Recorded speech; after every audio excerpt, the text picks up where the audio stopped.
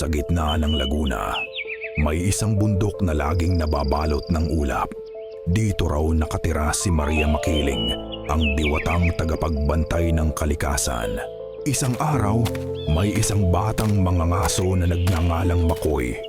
Pumasok siya sa gubat upang humanap ng pagkain para sa kanyang pamilya.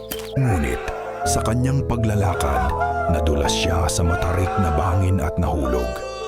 Nasugatan ang kanyang binti. Hindi siya makagalaw. Sa kanyang paghihirap, biglang may liwanag na lumitaw.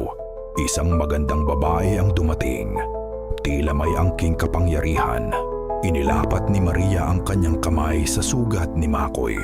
Lumitaw ang isang mainit na liwanag at unti-unting gumaling ang kanyang binti. Nagising si Makoy. Sa kanyang harapan, nakaupo ang isang anghel. Hindi siya makapaniwala sa kanyang nakita. Dinala ni Maria si Makoy sa kanyang tahanan, isang lugar na hindi niya inaasahan. May talon, may mga bulaklak at mga hayop na hindi natatakot sa tao. Lumipas ang ilang araw. Gaano na lamang ang pasasalamat ni Makoy. Ngunit alam niyang kailangan na niyang umuwi. Bumaba si Makoy.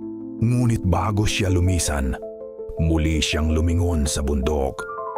Parang may nagudyok sa kanya na balikan ang kanyang nasaksihan. Sa itaas ng bundok, pinagmamasdan ni Maria si Makoy hanggang sa ito ay tuluyang mawala. Sa kanyang puso, may binhi ng pag-ibig na nagsimulang sumibot.